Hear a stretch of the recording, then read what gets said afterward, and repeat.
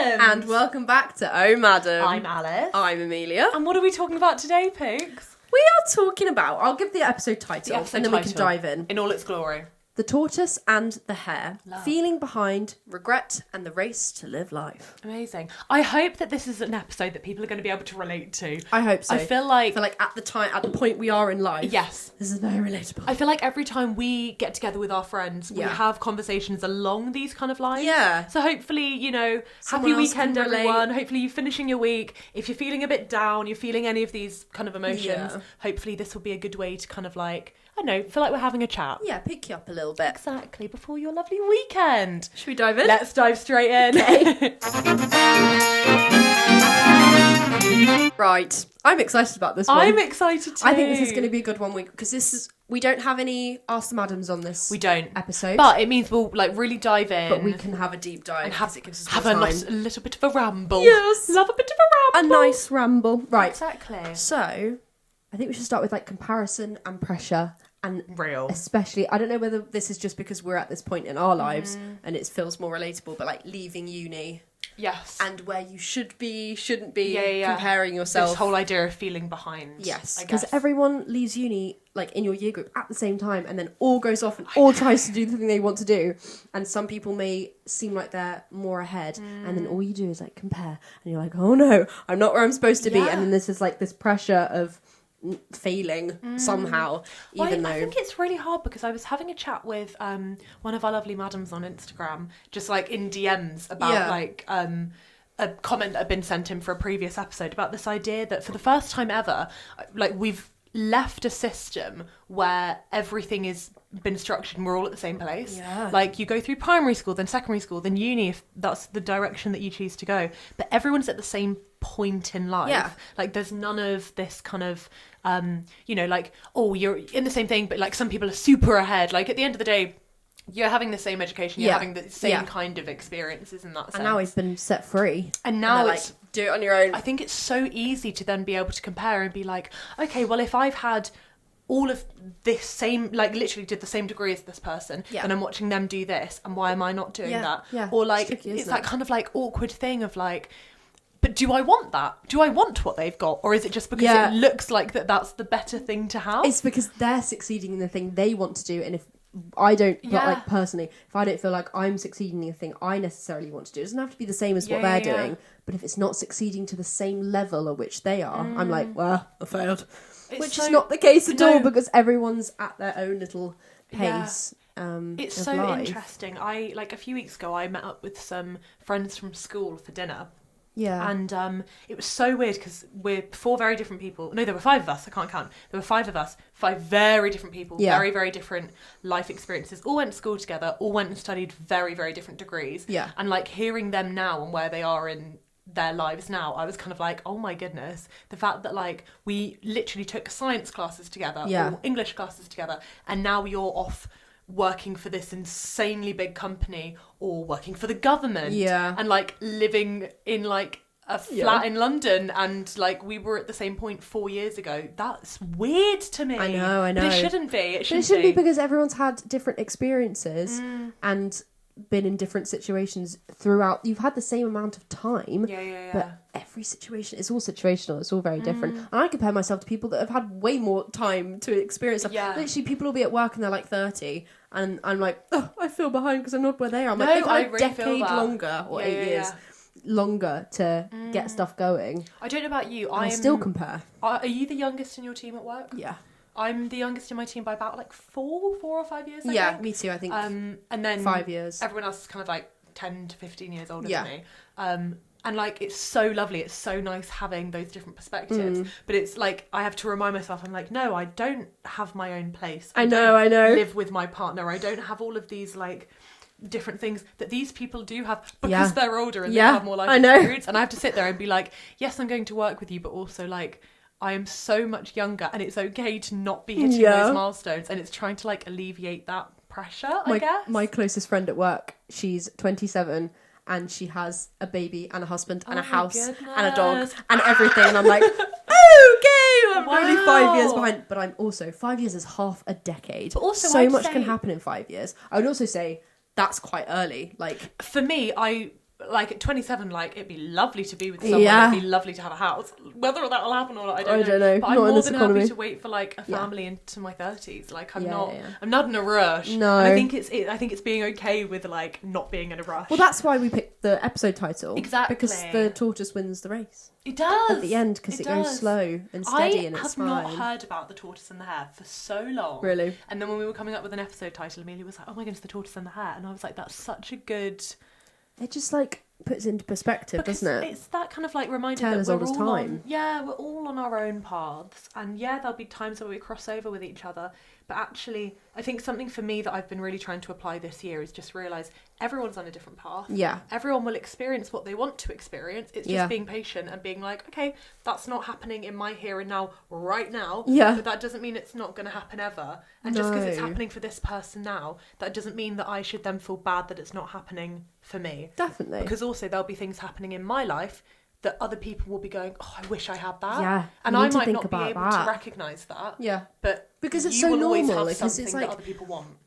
I think, especially with social media and people posting and stuff like that, it can seem like they've just fallen into this beautiful, successful career or anything like that. And it's like, oh, they just stumbled across it and now they're soaring. They could have been working for like years, months, whatever, to get to this point. Yes. And we just haven't seen about it because no one posts about it, or you don't talk about it or something like that. But for you, you know how much you've like struggled and worked, and when you finally get the thing, 100%. You're like, I worked so hard, and I'm only here, and they've seemed like they've just fallen into it, and they're soaring. But you know, people like you don't know people's stories. Like that's not necessarily the case. You can't just like jump to and I don't know why our brains do it. They negatively jump to conclusions. They do, yeah. You know, you kind of have to put it into perspective and go, well, hang on, like. That's not the whole story. Yeah. This one little Instagram story isn't the entire journey that this person's gone on. Because you don't know who they know. You don't know exactly everything that's led them up to this point. Yeah. I find it really interesting. So when about a year ago, when we all started turning...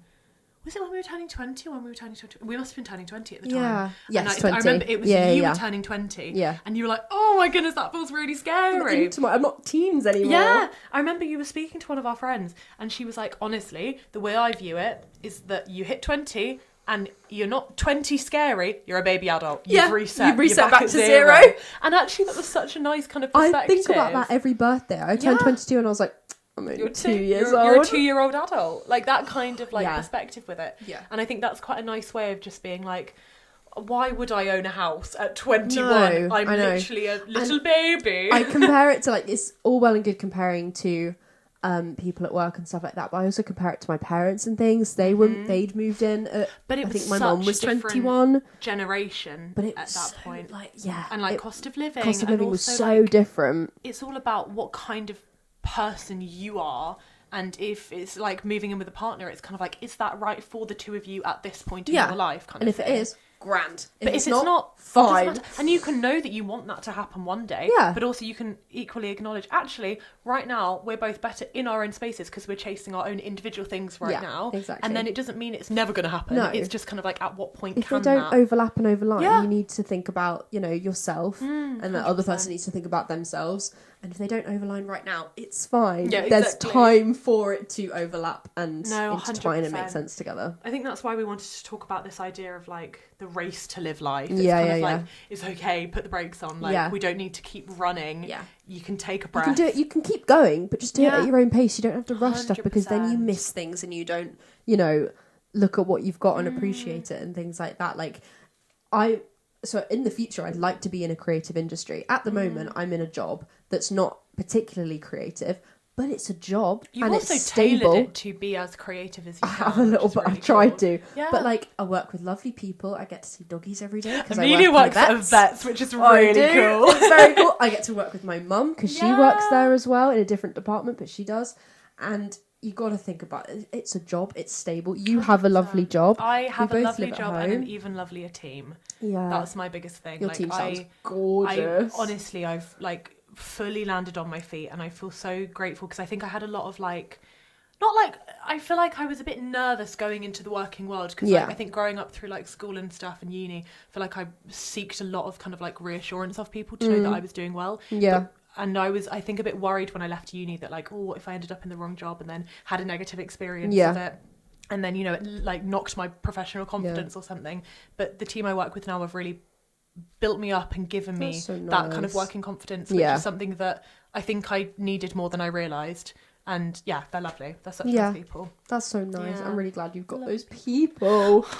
We're doing well. We're doing fine. Also, it felt like in the moment when you're unemployed when you first leave, if you are unemployed when you leave uni, which like I definitely was, unemployed for maybe about 3 months. Maybe. I'm not sure. Maybe longer. You got your job faster than I started in did. October. Yes. But that time period where I was searching for a job, it's tedious and it feels so long. Like when you think about it, if you tell people, oh, I was job hunting for like 3 months, they're like, that's not that long. It feels long. When you're stuck at home. I couldn't drive at the time and I was stuck at home, and everyone else, my brother had gone off to uni and my parents had jobs. I have jobs obviously, so they were out the house and I was just sat at home stuck, and I was like, oh my gosh, this feels like, I need some unbelievable. Yeah. But it's in comparison, like time-wise, not a big chunk of your life. No, you're fine. And that's the thing, what we need to keep remembering. Like, at the end of the day, we've only been out of uni for like 9 months. Yeah. There's no right way to do things. And either. Also, it's 9 months. That's not a lot of time in the grand scheme of things. So if you've done something, great. But also, it doesn't mean that because it's not happened in the first 9 months, it's not going to happen. It's fine. Ever. Also, because even though like somebody else is succeeding in their field, doesn't mean you're failing. Exactly. You can succeed like in different ways at the same time. Do you know what I mean? I want to bring the idea in of like competing lives. Yeah. Like, do you feel like, I don't know, you have like different things which you were chasing, or do you have like, I don't know, in my mind I was kind of like, do I have like different lives which are kind of competing with each other, and then it's like, which life do I give kind of like energy to? Yeah. Like, do I chase my like career, like boom boom boom, like massively, kind of like try and establish myself but like save money, or do I chase the like trying to be creative and trying to do creative things, and like what do I give time to? And it's kind of like that, I don't know, maybe the competing life of someone who is, you know, wanting to be established, or the kind of like competing life of someone who wants to be like free and explorative and like all of these different, I don't know if that's something that you experience. Because I think work and social life are like, I try to keep them very separate, but you're also like trying to chase work, like I'm trying to get different jobs and things like that, and work more and build up those connections, but also 100%. You need time to be social. And I literally, it's so silly, you know, the Winter Olympics, the figure skating, Alyssa Liu. I watched her and I was like, right, I want to be a figure skater. But like as a hobby, I was like, right, I want to do skating again, because I did that when I was a kid 100%. And I loved it. But like, where do you give that more time? Do you like personal hobbies that make you happy? Do you chase work? It's like, can you do it in equal measure? It's quite tricky, especially when you are, I don't know, you work like a certain number of like hours a week. It's that kind of like, do you have time to do other stuff? Like doing this podcast, for example, like it's taken an awful lot of time. Like it's been so much fun. I've had the best time doing it, and I'd do it again in a heartbeat. But it's months of planning. It's been months and months of planning, and like the past few weeks in particular, it's been like any downtime outside of work. It's been like meetings, planning, prep, which I love because I'm very much someone who thrives on that. But it's also just kind of like how you, I don't know, there's only so many hours at the end of the day. And where do you distribute those hours? Like, how do you pick what's important? I know. It's that really weird thing of, and also like you say, like something like figure skating, it's kind of like acknowledging that, you know, maybe something you thought you wanted to do for a really long time, maybe that actually isn't what you want to do now anymore, and that's fine. You can, the point is, we're young enough to be able to start afresh and do something new. 100%. Speaking of being young, transition into our next segment of being a little older. Should we have a sip of water? Let's have a sip of water, and then we can talk about things we're kind of looking ahead to in the future. That's so exciting. We'll be back. So the next thing we wanted to talk about today is kind of like, looking ahead to the future. And Amelia and I have gone away, and we've picked the ages 25 and 30, which are kind of like, I guess, the next two big milestones that we might have. And we want to look at by the time we're 25 and by the time we're 30, one thing we're chasing, one thing we think we can achieve, and one thing that would be a nice surprise. Yeah. Do you want to start, Pigs? We'll go with one thing we're chasing. Okay. Kind of like with everything in mind that we've spoken about. I know we've spoken about like this whole like feeling behind and kind of like the pressure and stuff. What's one thing that you're kind of like you're aiming for? What's one thing you're kind of like looking forward to like hopefully achieving by the time you're 25? It's a bit of a gammy answer. No, go for it. The first one, by the time I'm 25. One thing I'm chasing is passion. Love. Because I feel like that's quite alive at the moment. And chasing the passion for careers and hobbies and everything like that. I think I've got a lot of passion at the moment and I don't want to lose that and I want to keep chasing that even at 20, even like in 3 years' time. I'd still like to be as passionate about chasing this career that I finally want to have as I am now. What is that? Like what do you want to chase? Documentary making. Talk to us about it. I'd love to. So basically my dream job is basically I'm going to be Louis Theroux. I just like to work on documentaries and tell stories and things like that and be a filmmaker in that capacity. But I've got so much passion for it, even if I'm in a job that has nothing to do with that. I have passion for it, and I'd quite like to keep that. Yeah. Even when I'm 25, 30, 35, 40. Like, I'd still like to be able to have that passion to be... I don't want to ever get to an age where I'm like, I just can't be bothered anymore. I'd quite like to still keep that passion, if that makes sense. That's a really lovely one. What I like about that a lot. you? Mine kind of links a little bit. So one thing I'm chasing by the time I'm 25 is directional exploration is what I've called it. Ooh, so I want to allow myself to explore, like in terms of like career, and feel the kind of like freedom to try things out and explore, but with direction. Like kind of like I want to chase something. I want to everything I do to kind of like be along the lines of potentially getting to this one thing which I would love to do. So like I'm exploring freely and I'm kind of like maybe I'll gain it through doing this kind of job or maybe I'll gain it through this experience. So it's all kind of like exploration but it's directional. So I've got an end point but I'm flexible as to how I get there. If that makes sense. Does that make sense? It does make sense. That's so that way cool. there's like no pressure. Yeah. But also it's focused at the same time. And if my dreams change along the way, that's okay. Yeah, that's fine. I think that's the fun of it. Yeah, I think a lot of what I do at the moment, in like all aspects of my life and looking to like where I'll be next once my job finishes, like all of this kind of thing, I'm just kind of like, even if it's not what I thought I would be doing, as long as it's kind of along the lines of what I want to do, then that would be really, really cool. Yeah. That's kind of my I like that a lot. That's really cool. What about by the time you're 30? What's one thing you're chasing? So I know you said you're fine to wait for like until 30s with like family and stuff like that. Well, I have personal preference. Exactly. I have put family. Yeah, I've put happy, healthy family, bringing up children the way I've always wanted to, which is basically the way my mum brought me up. To be honest, I'd like to replicate her parenting. But I'd quite like. I've always liked the idea of having a family quite young. That's one of the most exciting bits of life for me personally. So by the time I'm 30, I'd like to be at least thinking about starting a family. Yeah, lovely. Or if not, have kids, which is really weird because that's in 8 years. That's brave. Imagine I had a child in 8 years. That's so exciting though, but also terrifying. How old were we 8 years ago? Like 16? Yeah. No, I can't do maths. 14. Harry's like head in hands. 14. Like I'm really not very good at maths. We were 14. I remember being 14. So we were doing. We're going to be. We were even like pre GCSE. So. Are we closer to 30 than we are to 14? We're the same. I just really remember 14. Harry's shaking his head. 14 was quite a pivotal age. Oh no! Yeah. Wow. We're as far away from 14 as we are to 30. Oh so my goodness. I think. Wow. Yeah. No, you're so right. 8 years. Crazy. Yeah. Oh my goodness. But yes, that's something I would like really to chase. A happy family. Yeah. What about you? By the time you're 30. I've put by the time I'm 30, I'm chasing being settled with someone. Yeah. That would be lovely. Yeah. And with a house of my own. That's something that I would love to have, like a home. Yes. That's mine. Yes. That's something I'd really love. I'd love to be in a position where I was thinking about children, but also life happens. Yeah. May or may not be possible. Yeah.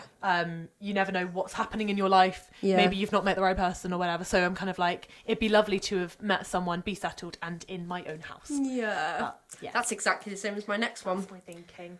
Okay, the next category, madams, yes, is one thing we think we can achieve. Yes. So this is looking kind of like, not as much like optimistically, it's kind of like giving yourself credit. What's something you think you can do by the time you're 25? So I feel like I'm going to change these around because I put by the time 25, I'd like to think I could achieve a house. I'm like owning a house? Yeah. But no, or renting. See, I'm going to change them because... Change them. I've said by the time I'm 30, I'd like to achieve financial stability. I'm Lovely. going to change them. Yeah, flip it. And just do mine in one chunk. Yeah, go for it. Because I think they're quite interchangeable. I'd just like to be able to be financially able to rent a house of my own. Basically move out of my parents' house. Fine. Yeah, yes. Lovely. Be able to. So by 30, maybe own a house. So 25 is kind of like move out. Yeah. And 30 is own. Yes. That's lovely. That's quite maybe, hopefully. To mine. I don't know, in this economy it might not be possible. But yeah, what are yours? Manifest. Yeah. Work hard, manifest. Will. I believe in you, folks. Mine is similar. 25. Something I think I can achieve is moving out. Not so much from the perspective of kind of like being in a position where I can move out, but more from like a personal development perspective. By 25, I would have liked to have like properly moved out. And be, feeling like I'm developing myself more through my independence that comes with being in your own space and maybe being in like a city I've not lived in before. I was going to say, maybe that's job related. Maybe you, like by the time you're 25, have a job that you have to move for. How exciting. That would be really fun. I think I'm just kind of like, I'll take it as it comes. Obviously, cost of living crisis is real. Manifest. Maybe it is ambitious, but I'm also just kind of like, I'd love to, have that experience back from uni. And it's been really lovely actually living at home this year and kind of like spending more time with my family because I feel like I didn't have that when I was at uni as much. It too. So it has been really lovely. But I'm excited to have something that I can be like, it's my space. Yes. And then everyone can come visit. Even if it's a little box room somewhere. Sweet. I don't know. Yes. Own space. So what are you saying? 30 was owning? Yes. Love. Yeah. Something I think I can achieve by the time I'm 30 is to travel more. Oh my god, that's a good one. There's a really good app if you're into like your travel and stuff. It's called Bean. BEEN. It's where you've been in the world. Where you've been. And it basically shows what percentage of the world you've explored and what you've seen. So I looked at mine yesterday. I've currently seen 8% of the world, which I don't think that's bad. That's way better than... I don't think that's half bad. Bearing in mind, I've never been to America or Asia I'd like to do or mine. Australia or... When we pause and come back, I'm going to have done it. We'll and then figure I'll figure it out how much I've been. So I've currently seen 8% of the world. That's good. And I'd love to... And I think I can. I'm going to manifest because I really love to travel and explore new places. Yeah. By the time I'm 30, I'd like that to be 15%. Yeah, nice. So not quite doubled, but I'd love that to be... Yeah. So I'm hoping I'll be in a position where I can just explore. And maybe it will and won't be possible, but it's something that I do chase and I love being in new places. Yeah, I like that one. Right, pigs. Next category. What is a nice, one thing that would be a nice surprise by the time you're 25? I have put... It's a bit silly. No, I love those. You know the cat... kitten puppy distribution centre thing that's on TikTok? I've not seen it, but sure. It's just like a name that's been coined. So if you find a puppy on the side of the road or something, it's like, the puppy distribution centre found me. That sort of thing. That's sweet. So I've always wanted to have a pet of my own. Yeah. And I think by the time I'm 25, Who owns your cats? Is it your mum's cats? Yeah, we bought them as a family, but they're family pets. But I'd always liked but you want one own, that's kind of like either my own cat or a dog I picked out or something like that. But I'd like it to be that they found me. If that makes sense. That would be a nice surprise. If one day I was driving down the road or something and I was like, oh my god, it's a kitten! Or at work, there's kittens that need rehoming or puppies or stuff like that. Do you have that at work? Yeah. Do you? It's very hard to say no. Because people bring in kittens and stuff. Or we get stuff that needs... kittens that need rehoming quite a lot. Wow. But if you were in your own place, would you be like, I would, that's the thing. We can't actually... I've got 2 cats at home, so it'd be a bit mean to bring in another one because they wouldn't like it because they're siblings. What's your ideal pet situation? I would like both. I just need them to get along. I wouldn't ever do it if either one was going to be stressed out. But some cats are fine with dogs. Maybe. Yeah, I think a kitten and a puppy would be cut. crazy. At the same time, but it would be very nice. Chaos, but in the best possible way. Yeah. Also, I've never had a dog, so I'd really love a puppy, but I'd love the puppy to choose me. That's something so like that, like a sweet. rescue. That's I'd always really, rescue. really lovely. What about you? Mine is something that'd be a nice surprise by 25. It might be a bit far-fetched. I would have loved to have worked or attended some form of red carpet event. I knew you were going to say that. That's just like so exciting. Because like I'm obviously really interested in creative industries, but I'm very flexible as to what kind of creative industry that is. Yeah. And like lots of them have like small scale, large scale, whatever. I would have just loved to have been to a red carpet event. Yeah. Because I don't think I have, apart from the York Community Theatre Awards, which were fantastic. But I would have loved to have like attend something on maybe like, I don't know, like a different kind of thing. Yes, by the time I I'm agree. 25 would be I'm going to agree with really you on that cool. one. That would be very cool. What about 30? One thing that'd be a nice surprise by the time you're 30. I would like to... I don't know if this is maybe it's not a surprise. No, I'd just like to be better at cooking. That would be a surprise to me if I You're was not like... a bad cook. No, I just don't enjoy it. And I want to Valid. be able to enjoy it. Yeah. So I'm not bad because I've never really tried it. So I might be bad at it. I don't know. I haven't tried. I'd like to be as good as my mother at making a birthday cake. That would be a nice surprise. If I Cooking got... or baking, would you rather like try and Maybe improve or baking. whatever? Baking. I feel like being a good baker is such a cool like, flex. You could just bake your own sweet treats. Yeah, love. That would be a surprise if I came out and I was like, I can bake really well. But I feel like you give the vibe of someone who could bake very well. I'm going to get on that. Get on that. Yes. How exciting. What would be a surprise to you? Mine's a lovely fun one to end this section with. Yeah. By the time I'm 30, it would be a fantastic surprise if I could have seen Adele live in concert. Oh my gosh. And I'm saying it's a nice That's surprise. your dream. It is my dream. It's been on my bucket list since I was about 11. I'm saying it's a nice surprise because Adele's like on a break at the moment. So I don't know if or when she will return. But if she does in the next 8 or 9 years, I will do anything I can to get to see her live in concert. Yeah. Because I genuinely feel like then I'll be like, oh, I can die happy. Yeah. Like that is the top of my bucket list. It always has been. Oh, yeah, very that's sweet. lovely.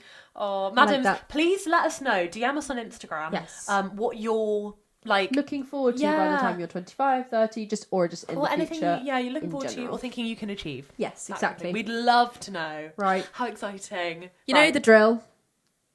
Next segment. Sip Song Show. How exciting. We'll be back in a sec. We'll take a sip and then we'll be back. We'll take a sip.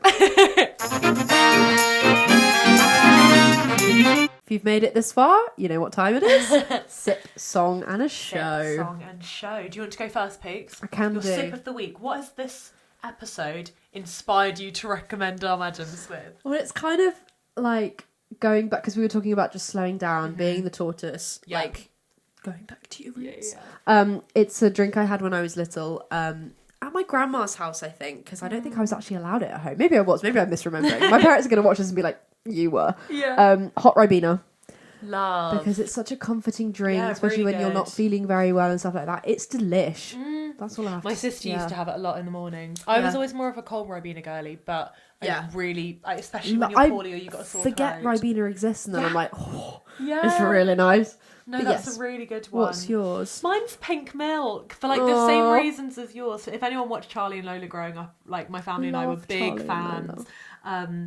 And she has pink milk in that, and so we always had like one little box of like the pink milk powder in the top of our cupboard. And I remember when I was a bit homesick at uni back in like first year, I just bought a thing of pink milk and like I just like have it in my cupboard and it lasts forever. I literally think I had one that went through the whole of uni with me. Really? Because I very rarely have it, but sometimes it's just like a proper little like Is it like the powder milk? Yeah, the powder. It's like a strawberry flavoured one. Yeah, like with, Nesquik. Yeah, and like it's so lovely, especially with like a funky straw with it. Yeah, got a swizzly straw. Full pink milk experience. That's very Charlie and Lola. I like that. Very Charlie and Lola. What about your song? Song, I have No More Birthdays. Love. Because we were talking about, going back to 0 when you turn 20, and it's all about like what you said the lyric in the break. It was like the lyrics 19. are you're not allowed to be 19. You have to stay my perfect baby. Yeah, it's like I think it's like the perspective of because it was written for Chicken Run. 2? Chicken Run 2, the movie, and then it wasn't included or something. No, and it was the idea of like your chickens. I think it's like your chickens like growing up. Like your chicks leaving the nest kind of thing. I don't know. That kind of thing. It's by Sophie May. It's a very gorgeous song. It's got a lovely kind of like vintagey 1950s it's lovely. kind of feel to it. Yeah, it's lovely. Ruby what about you? Us to that I know. Really good song. I never forget it. It's very her song. But yes. What's your song? My song to kind of like soundtrack this episode is Baby Steps by Olivia Dean. That's such a perfect one. I just think it's a really lovely. I remember just seeing like the episode, like the song title when she released the album, and I was just like, that would just be perfect in so many ways. It just reminds you, take baby steps. No step is wrong. Just keep going, like tiny chunks, tiny baby steps forward, and you'll be fine. Everyone needs to get on Olivia Dean as well. She's fab. She is fantastic. She's so good. If you're not on her, please. Oh my god. Like, get to know Miss Olivia. Yeah. It's brilliant. This whole idea of, you're not waiting for anyone anymore. Yeah. And you're just kind of like, you're just doing things on your own. You're just going to take it step by step. And then if you do it tiny bit by tiny bit, nothing is as scary anymore as it used to be. What about your show? I have picked Game of Thrones. Oh, which is a odd one. So I've not seen Game of Thrones. I really feel like I should have seen it. That's exactly why I picked it. Oh, stunned. Because I was like, I'm watching it at the moment, but I feel like I'm very behind it because everyone watched it when it came out. But I think I was we were probably too young. It on? Prime? I think it's on Prime. I need to give it a watch. I think I've just never been able to find it before. I think it's all on there. Because Emilia Clarke's on it, isn't she? Yeah. Okay. She came into my work. Did she? Yeah. I pet oh my her God, dog. I remember you saying this. Did physio with her. So she must live around where you live. No, she lives a long way away, actually. So why was she in your work? Because it's the only specialist practice, so they had to bring her dog here.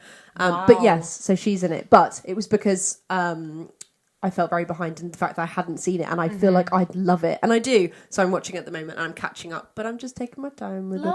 That's the thing. No rush. Exactly. Can't feel behind with a bit of Game of Thrones. There you go.